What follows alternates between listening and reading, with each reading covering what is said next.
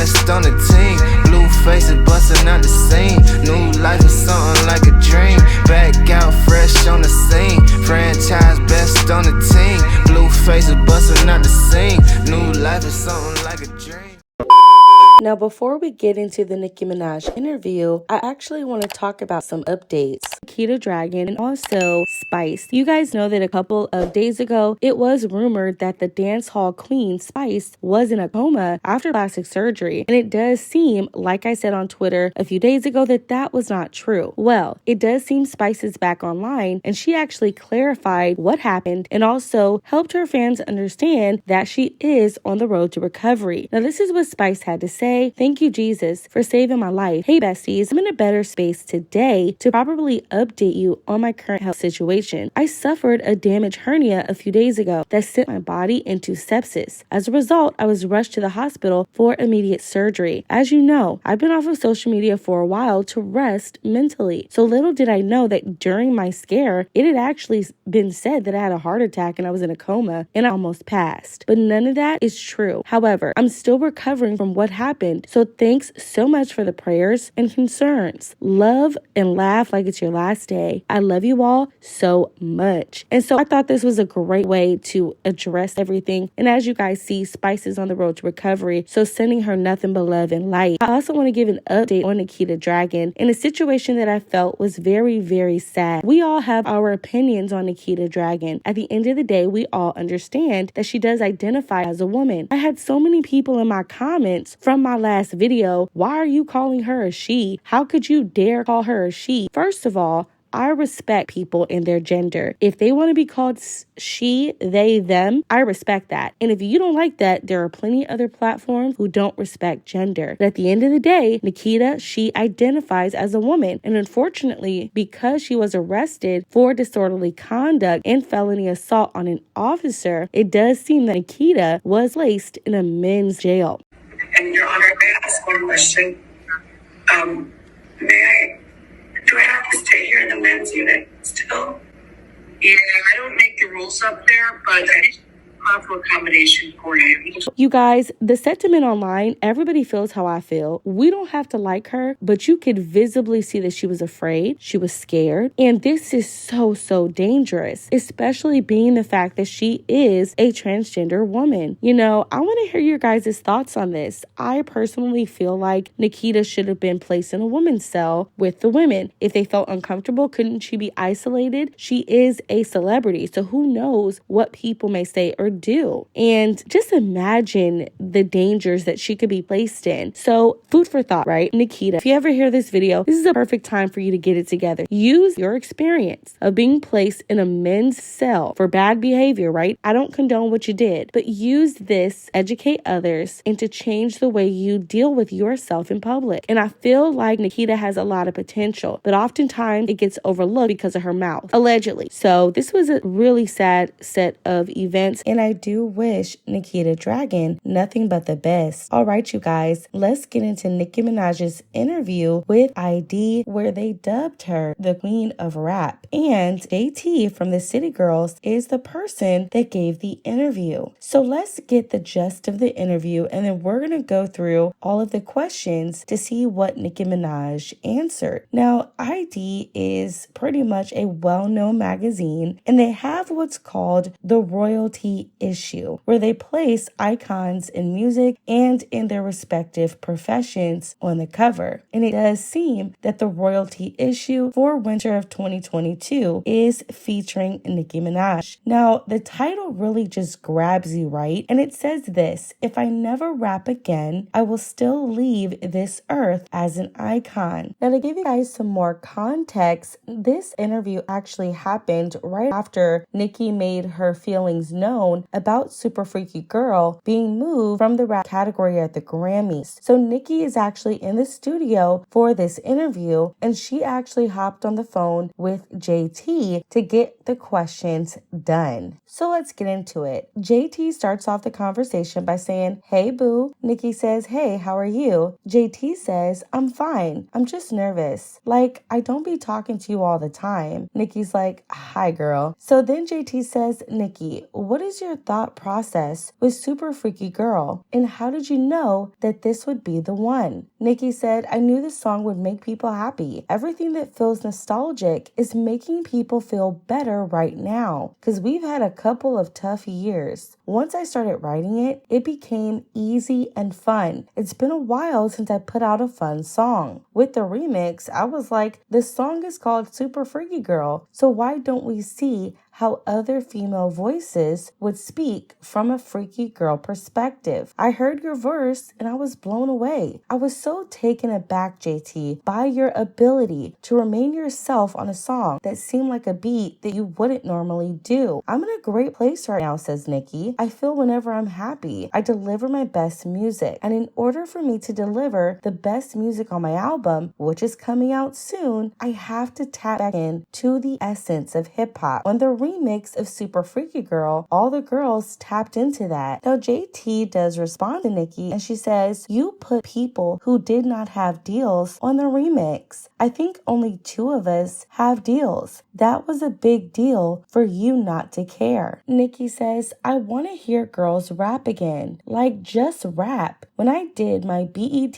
Cypher years ago, I purposefully didn't wear revealing clothes. I wore a sweatsuit. So even though we were being super freaky girls on the song and we all had fun, y'all really spit. Now, Nicki also says this. That's when I started doing a lot of pop songs. Super Bass wasn't even supposed to be a single. Now, the ID interviewer actually decides to ask JT a question about Nicki. And the interviewer says this, JT, do you remember when you first heard Nicki's music? JT says, okay, I thought I knew her, but I did not. I was a delusional little girl who had this love-hate relationship in my mind with Nicki Minaj. It was because I knew how to rap, and Nicki knew too. I was so deep in the gutter when Nicki first started. She was the roundaway girl. She did the jump off remix, and I was like, she's so pretty, but she's so hood. A couple of years later, you went into your more pop era. Nicki said, right. JT says, it was a heartbreak moment for a hood girl. I was like, dang, Nicki, you left us. Then you came back with your straight hair and your sexy look. And I was like, okay, she still messed with us. If you were to ever look down my tweets, there would always be good tweets and bad tweets. That was the disconnection. Pink Friday was me and all of my friends' favorite album, but I think that album that I didn't know that much. Nicki says, the next album? JT says, right. Nicki then says, that's when I started doing a lot of pop songs. Super Bass wasn't even supposed to be a single. It became huge. Rather than going back to point A, I thought I now need something to be a continuation of Super Bass. So I put out Starships. That's when people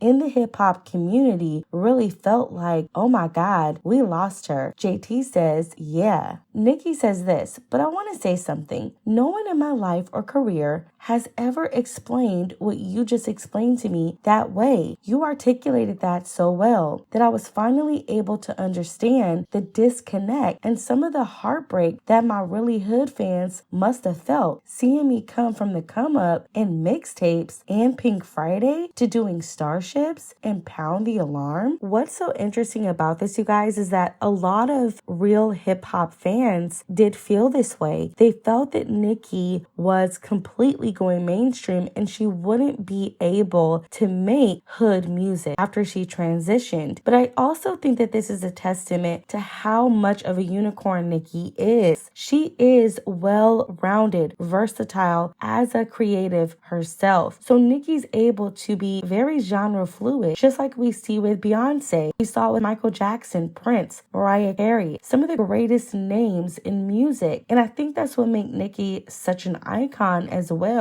We see a lot of these new rap girls and they really do struggle with bouncing between genres of music. And oftentimes it's because they're forcing something that may not be there. Now the interview goes on to say this. JT said, Nicki, you receive so much hate, but now that I'm in the industry, I understand your story so much more. So when you make Boss AB or Lookin' ASS call yourself a Black Barbie, those songs give us confidence. What makes you want to share that message? Nicki says, there's always been a lack of representation for Black women. As soon as you start to come around and you start being famous, you owe it to the entire culture to say things that other Black women can repeat to make themselves feel great. When you grow up and you're only seeing people that look a certain way on covers of magazines, in the movies, and on TV, you start asking yourself, am I not good enough? It comes from performing as well. Once you see the look on people's faces when they're singing your lyrics back to you and the confidence and happiness they're having, it makes you want to always empower girls to feel like, yo, I don't need a guy for anything. I can put my mind to anything that I need to do and just do it as well as the men on my own. JT says that's definitely what you give. So who are your biggest inspirations for your rap style? Nicki says Foxy Brown. I still probably at times sound similar to her. I would listen to this woman nonstop. Finding out that she was from Trinidad was so freaking amazing to me because I never imagined that a rapper could be from my country. She's so precise with her delivery and so clear. And I really love clarity in raps. The other ones are Lil Wayne, especially in the beginning. Also Jay-Z. One of my first loves was Slick Rick. And I've always loved the British accent. JT said, what about Lauryn Hill? Nicki says, I don't think I rap or sing like Lauryn Hill. But in terms of being my idol, oh my goodness. 2 days ago when the blogs posted her singing to Zion and she brought out her son Zion and his 2 children, I was sitting there crying. I used to be listening to that song on my little CD player on the train going to high school all the way in Manhattan. I've spoken about getting pregnant as a teenager, and if I had a soundtrack to my life, that would be one of the main songs. I listened to her and how her thought process was to decide to not terminate her pregnancy, even though so many people told her it would be the best thing for her career. I went through an emotional roller coaster in high school. Even though I ended up walking down the aisle on time with my diploma, I went through a very rough time. Her words got me through it. Then JT says, a lot of the time, and right now especially, people are like, damn, Nicki, don't care what she say. Why is it so important for you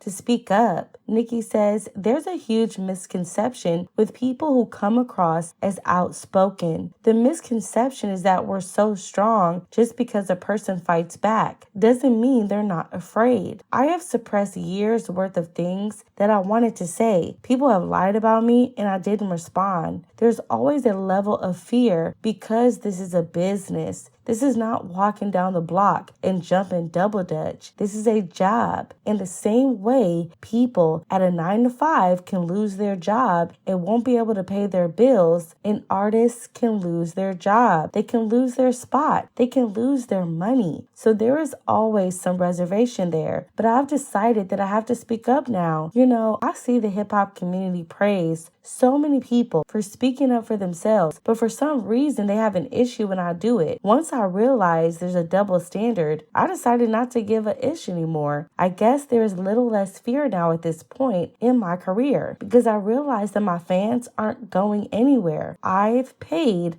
my dues. Now, JT goes on to ask Nicki Minaj, so what are some things that you have planned? Nicki says, I'm not going to say when it's going to come out, but the album will be out soon. And I am working on a nail design company where people will be able to buy my dope press-on nail designs. I was already working on that before someone auctioned my press-on nail for $50,000 or whatever they spent on it. JT says, I know that in the past, you've done a lot of television appearances. Do you plan on doing more TV or film? You went to drama school, right? Nicki says, definitely. I've been speaking to a director about doing something in a movie. In terms of TV, we'll see, but I love acting and I'll never abandon acting for too long. That's one of my biggest passions. JT says, yeah, you got that video with you slamming the phone. Nicki says, Now the interviewer then asked JT, what's next for you? JT says, I just released a snippet of this freestyle I've been holding on to for so long. song. Nicki actually helped me with a few bars in there. Nicki says, when is that freestyle fully coming out, JT? JT says, I think it's going to come out in November. But I be shy, Nicki. I got anxiety. It takes a lot for me. Nicki says, you need to put it out right away. They need to hear that, child. It's so hot. What's stopping you? Let's go. I love you guys. Total side note. I know this is so like in the middle of the interview, but total side note, Nicki is such a cool cheerleader to have on your side. Like she has those little pom-poms like gassing you up like you got this. Now JT goes on to say, yeah, I'm going to put it out, but I'll be shy, Nicki. I got anxiety. It takes a lot from me. Nicki says, oh my God. Now JT says, as far as the City Girls, we're putting out an album soon that we've been working on for a very long time. We stopped a lot and had a lot of bumps in the road, so it's going to come after the tour. We're on tour right now. Nicki says, oh, okay, I'm ready. They then ask Nicki, do you have a favorite JT verse? Nicki says, I have to be honest, I really love her verse on Super Freaky Girl Remix. But I remember when I first heard Take Yo Man, the beat was crazy, but I loved how JT sounded. I wanted to write a verse to it. I just kept on watching the video. JT seems so fun, and it's interesting because the same thing she liked about me in those earlier times is what I saw in her. Just like a sassy hood chick that you want to get to know. JT said, I actually mimicked Salt and Pepper on that. I tried to. I was like, I'ma just rap like I'm old school. Now, Nicki then asked JT, what's the name of your freestyle? JT says, it's no bars. Nicki said, JT had texted it to me, and I was like, what the F? JT, this is how people need to be hearing you. People need to know that this is within you. You can't keep on shying away. I've seen people now saying, JT been killing every feature verse she's been on, but when they hear this, they'll understand why I've been going so hard for her. But JT, it really bothers me that you are still having anxiety about putting out music. You cannot let people who think you're talking about someone or their fan base stop you from being great. Like, do you understand one day you're going to look back at this time in your life and be like, what the F was I being nervous? JT says, yeah. Nicki said, you see, people who are worried about you, they're not worried about you when it's time for them to put out their stuff. So you got to stop thinking like that. Don't even speak those type of words over your life. JT says, yeah, I'll be looking forward to everything. I was literally in prison when the Queen album came out. Nicki says, wow. JT said, I watched you perform at the 2018 VMAs on TV in prison. Nicki said, thank you. I really appreciate you, my fellow SAG. And please keep doing your thing. Say hi to Uzi for me. And that was pretty much the end of the interview, guys. I think Nicki got into a lot of tea. And I wanted to be more thorough with this interview. Kind of just read what Nicki said so that we can open up the conversation down below, not give too much commentary. But this is what I'll say from my perspective. Nicki Minaj has a lot of things coming. I'm excited about Nicki Minaj 5, also some TV. I think it's great that she has this new nail line coming out. And you know, Nicki seems to be in a good headspace. She seems to be in a place where she is ready, okay, to not only embrace who she is at the current moment, but to also embrace the type of music that she's putting out. And I think with her stable hit, Super Freaky Girl, anything that Nicki drops at this point is going to do well because people really do crave her voice in hip hop. And I think that's a true testament to her icon, to her being the queen of rap. And I agree with ID. Nicki Minaj is definitely still the queen of rap. Now, before we wrap this up, you guys, we actually have some tea about the World Cup song. Well, there is a rumor going around, and it was also reported by a news organization that Nicki Minaj is going to be on an album for the World Cup. Now, for those of you guys who don't know, there is a Canadian actress who goes by Nora Fateh, and she is actually going to be on the World Cup album, allegedly with Nicki Minaj. Now, the Times of India says this: Nora Fateh will be sharing screen space with international rapper Nicki Minaj for the official album of the FIFA World Cup 2022. The diva will reportedly be lending her voice for the album along with Nicki Minaj. With this, she is now set to create history. Nora was also part of the World Cup soundtrack Like the Sky, which included Jennifer Lopez and Shakira. So this is going to be interesting. I'm excited to see what Nicki is going to be doing on this World Cup album. And I also hear that there may be a performance. So there's more to come on this. I hope you guys enjoyed this video. Please subscribe to the channel. Give this video a big thumbs up. Let me know what you think about Nicki's interview. Is there anything that you may have questions about? Let's be respectful in the comments and we'll talk very soon. Bye guys. I'm back out fresh on the scene. Franchise best on the team. Blue faces busting out the scene. New life is something like a dream. Back out fresh on the scene. Franchise best on the team. Blue faces busting out the scene. New life is something like a dream.